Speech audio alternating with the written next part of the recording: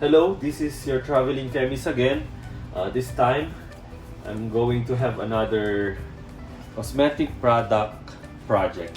So before anything else, if you're not yet subscribed to my channel, you could click the subscribe button, and you could also click the bell button so that you will be notified whenever I have uploaded a new video. Okay, this time our product that we're going to make is a rejuvenating toner. It's a strong one. It's a strong rejuvenating toner which is very much popular in skin peeling, in skin rejuvenation, skin lightening ingredients. So here I do have all the ingredients here. So I grouped them into two groups. These ingredients are for the water phase, and those ingredients are for the alcohol phase. So for our ingredients, for the water phase, we have the purified water or the distilled water, and then we have here the allantoin. So here is the allantoin, or the brand name is Dermatoin, and then we have here the papain enzyme. This papain enzyme, powder form. This is papain enzyme. And then we have the clindamycin phosphate. Clindamycin phosphate. And then we have the alpha-arbutin. We have the witch hazel extract. This witch hazel extract is non-alcohol. It's an alcohol-free, non-alcohol witch hazel extract. It's basically water-based extract. And then we have the lactic acid here. And then we have the TCA. It's trichloroacetic acid. And then we have the glycolic acid. This one, the Exfol GAHA. Glycolic acid. And then we have the citric acid. This is the citric acid or the Ca crystals. And then we have the Aziglygic Optima. This is skin lightening ingredient. It's a 3-in-1 skin lightening ingredient, Aziglygic Optima. And then we have the calamansi extract or the lime, citrus lime, Philippine citrus lime. And then lastly, for the water phase, we have the papaya extract. So why do we use these ingredients? First of all, since this is a rejuvenating toner, we are trying to use allantoin in order to serve as an anti-inflammatory. Here, we will not be using any steroids just to minimize the stinging effect of the rejuvenating toner. We'll try to use as much as possible allantoin just for anti-inflammatory. And then for the papain, the purpose of the papain is to soften the skin. Once your skin is soft, it would be easily for the exfoliating actives to slough off or remove the dead skin cells. So what are the exfoliating ingredients? So the exfoliating actives would be the glycolic acid, and then you have here the witch hazel extract. You have here the lactic acid, and we have the Ca, the citric acid.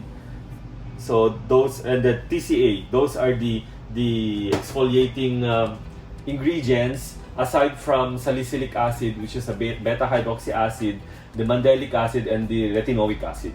So next, the function of your alpha-arbutin, Aziglygic Optima,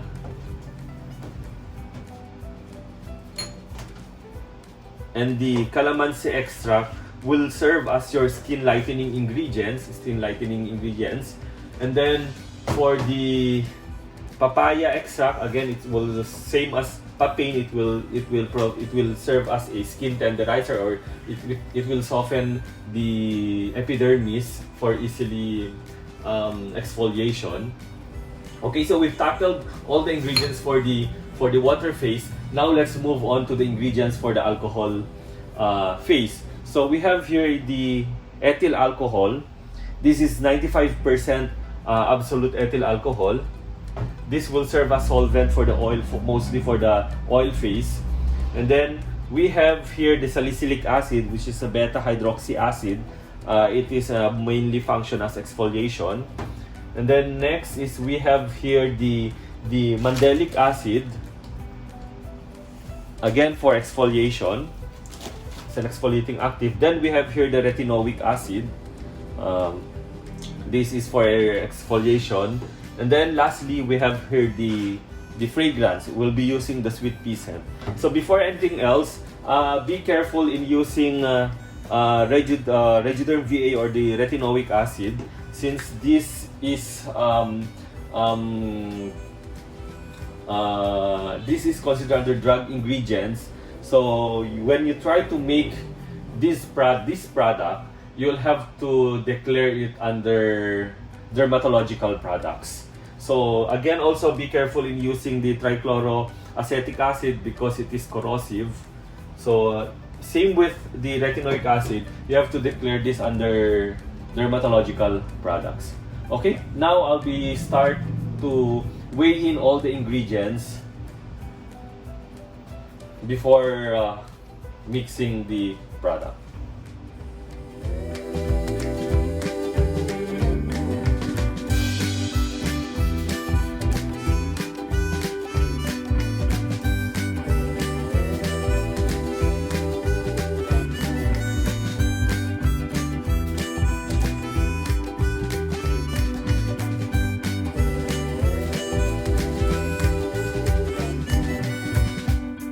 Now I was able to weigh in all the ingredients for the water phase. So I'll be putting this on the beaker for the water phase. So we're trying to mix now all the ingredients for the water phase.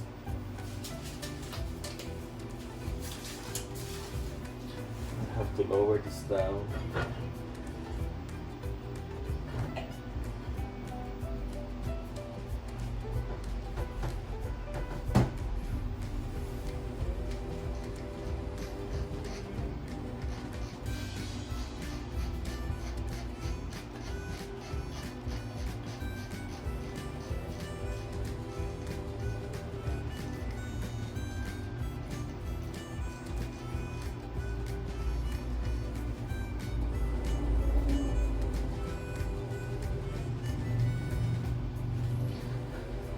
So I'll turn this on.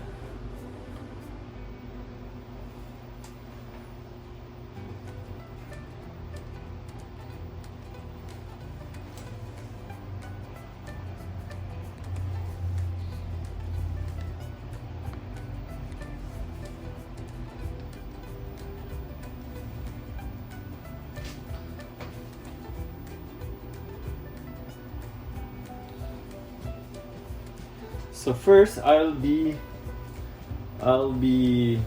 adding the ingredient of allantoin. This allantoin is 0.40 grams or 0.1%.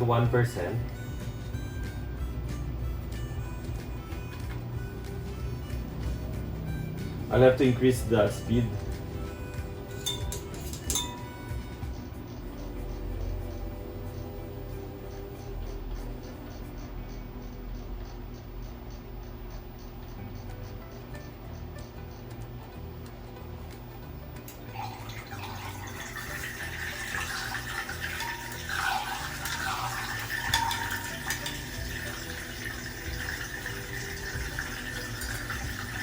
Next I'll be adding the papain. The papain enzyme powder, which is 0.20 grams or 0.05%.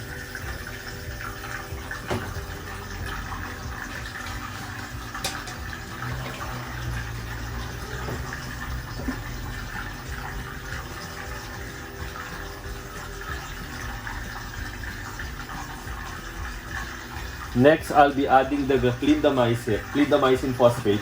This clindamycin phosphate is for anti-acne and for pimples, so that it will dry up it will kill the acne bacteria, and it will dry up the acne and pimples. So this is also under drugs.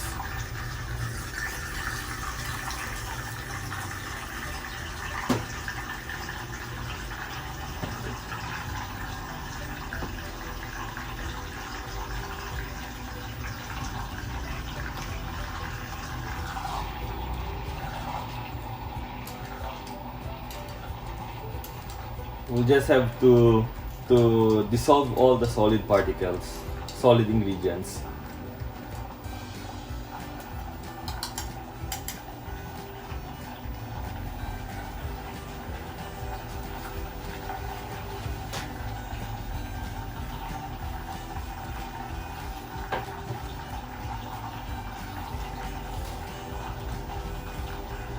And then next is we'll be adding the alpha arbutin, which is a skin lightening ingredient.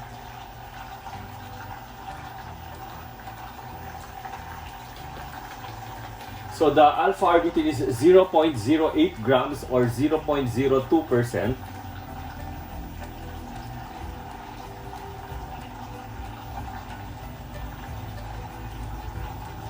And then next we'll be adding the citric acid.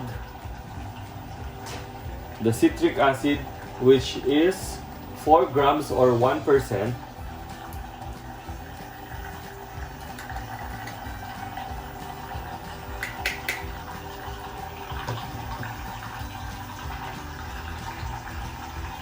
And then next, we'll be adding the glycolic acid.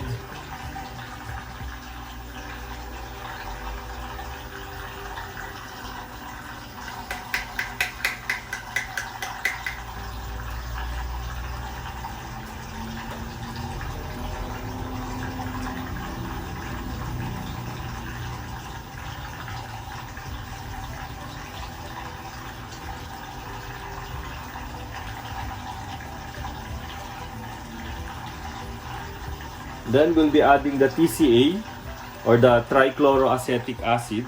The for the glycolic acid, it's 2 grams or 0.5%, and then for the TCA or trichloroacetic acid, it's 0.40 grams or 0.1%. So normally this will liquefy. So what the trick is, I'll just have to add here I'll just have to add here the lactic acid. The lactic acid is 12 grams or 3%, just to dissolve the TCA.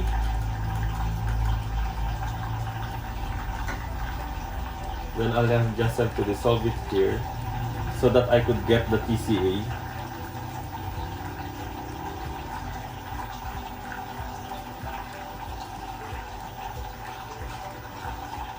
Then I have to pour it here.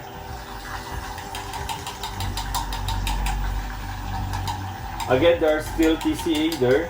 So what I'm going to do is I'll add the witch hazel extract, which is 1.2 grams or 0.3%. And then I'll add again the calamansi extract, which is 1.2 grams or 0.3%. Then I'll have to mix it again just so I could dissolve the TCA.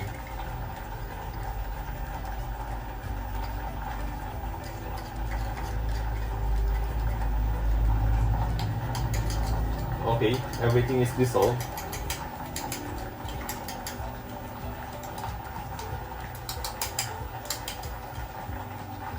Next, I'll be adding the papaya extract, which is 2 grams or 0.5%.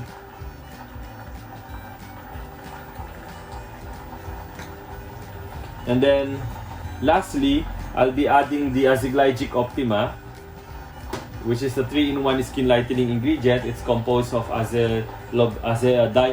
dipotassium glycinate and kojic acid and glycolic acid mixture.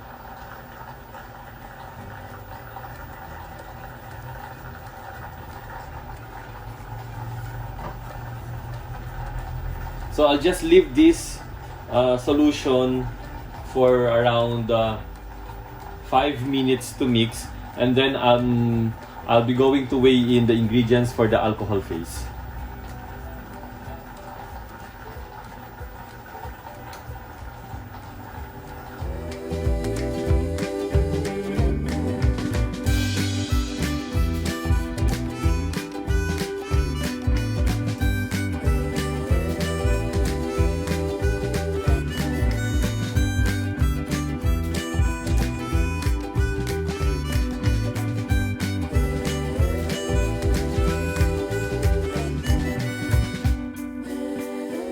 So I've weighed all the ingredients for the alcohol phase. I'll just have to turn this off.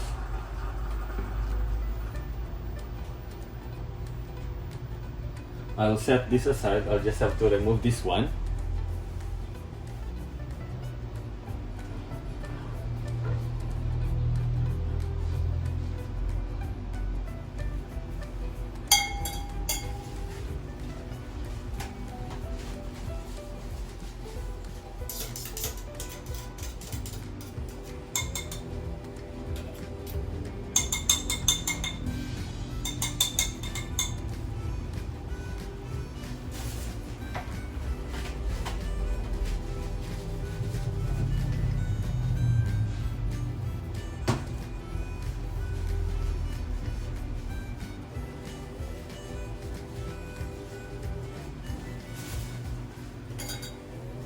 I'll set aside the water phase.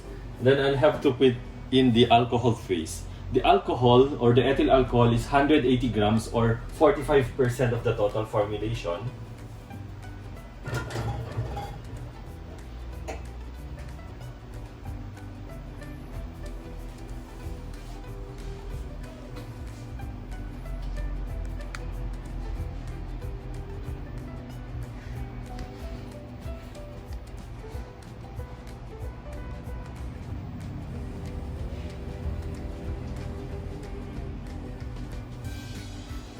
Then I'll have to reduce the speed to around 500 RPM.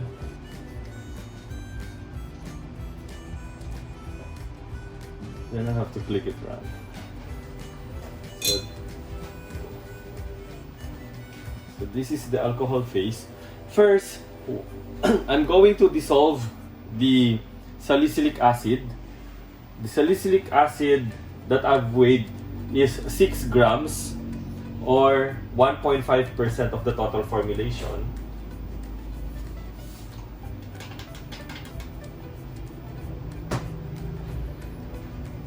I'll have to increase the speed now.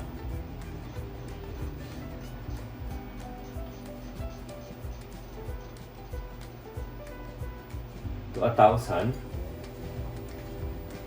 And I'll just have to rinse here so that I could get the salicylic acid that adhere to the spindle of the mixer.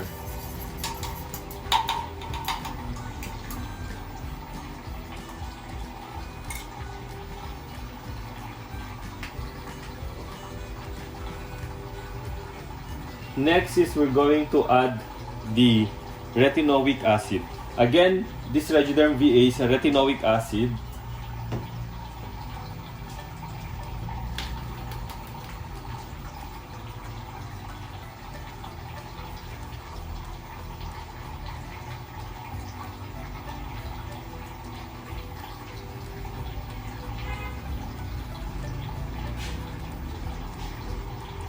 Next is we're going to add the mandelic acid.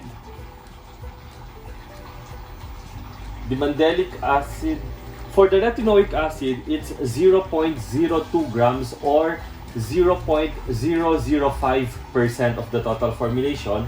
And then for the mandelic acid, this is the mandelic acid, it's 1.2 grams or 0.3%.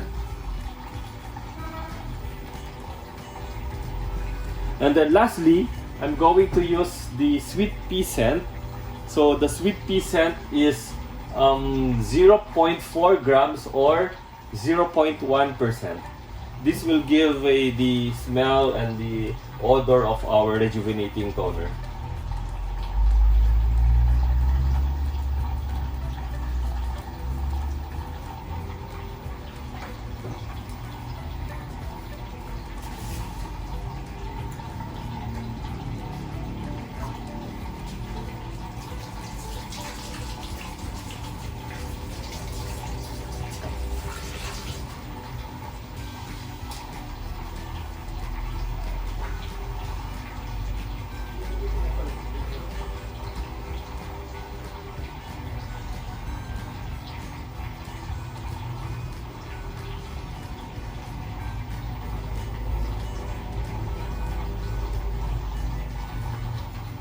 Okay, I'll set this aside.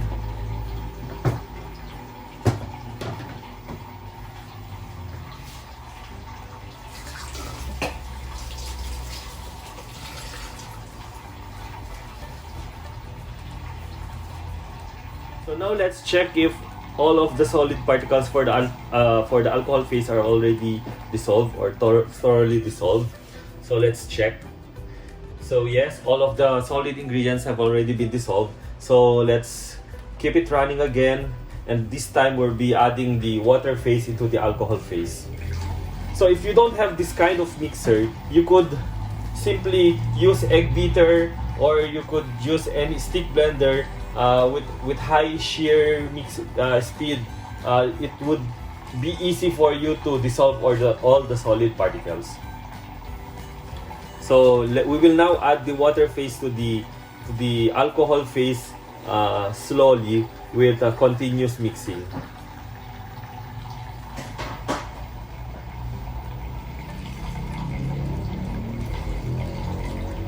And then I'll just have to increase again the speed.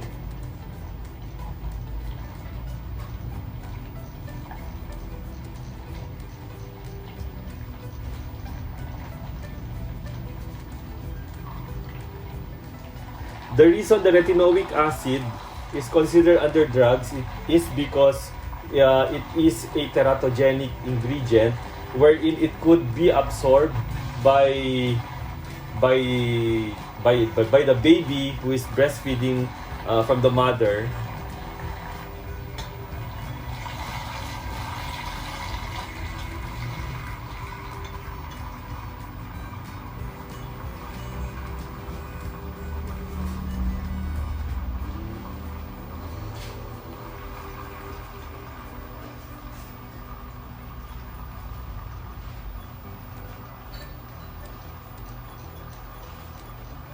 So I'll be increasing the speed to 1600 RPM.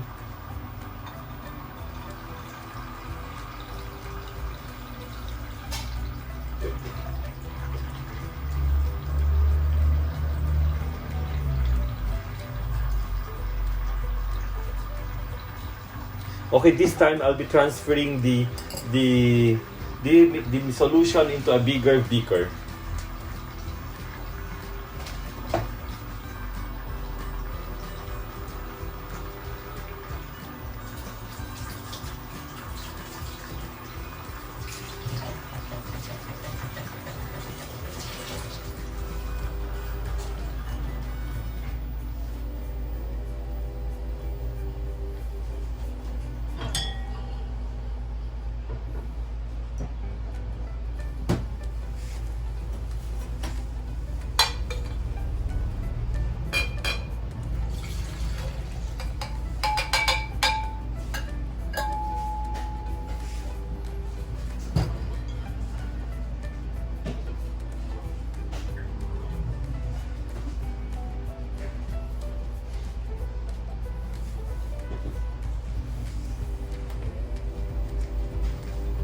So now I transferred the solution, the toner, to a bigger beaker. So now I'll be adding the remaining of the water phase.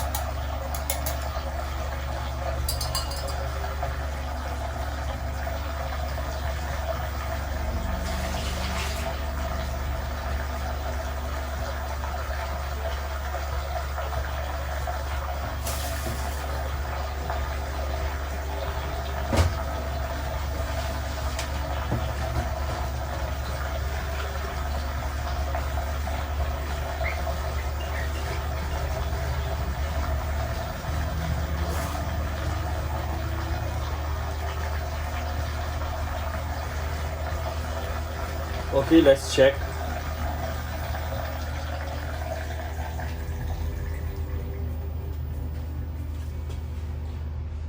Okay, now we have a very clear rejuvenating toner.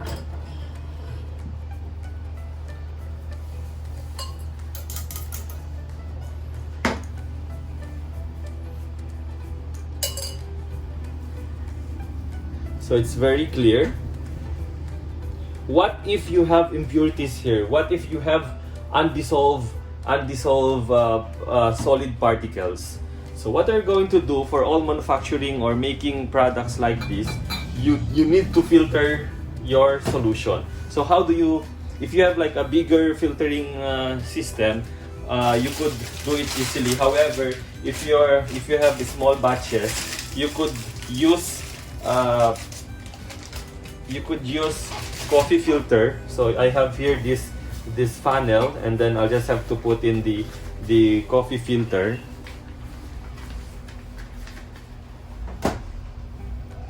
Then here, I'll just have to transfer it.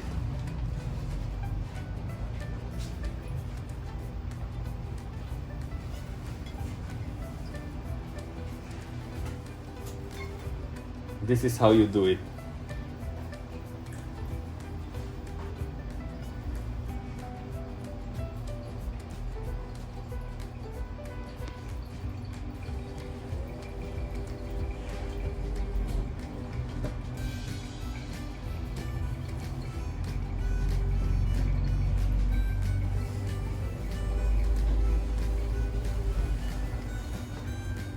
So you have a very clear rejuvenating toner.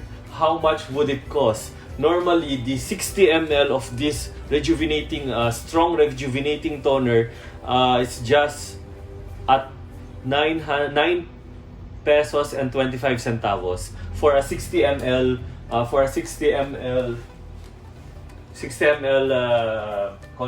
content.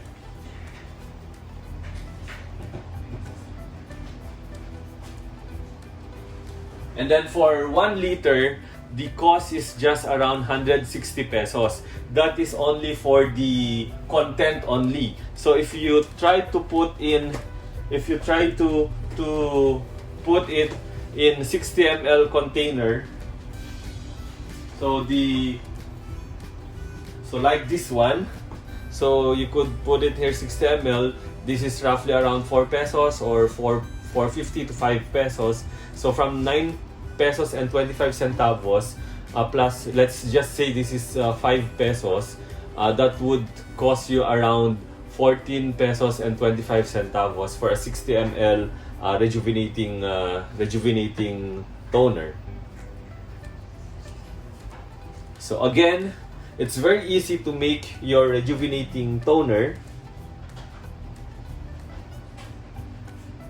So you'll just have to filter it in order to remove all the undissolved ingredients. So as for you to have a clearer solution, clearer product. So you'll just have to put this in a room temperature. So this is a strong rejuvenating toner. So again, we're done for this project, and hope you enjoyed the video. See you again on our next project. This is your traveling chemist. Thank you. Bye-bye.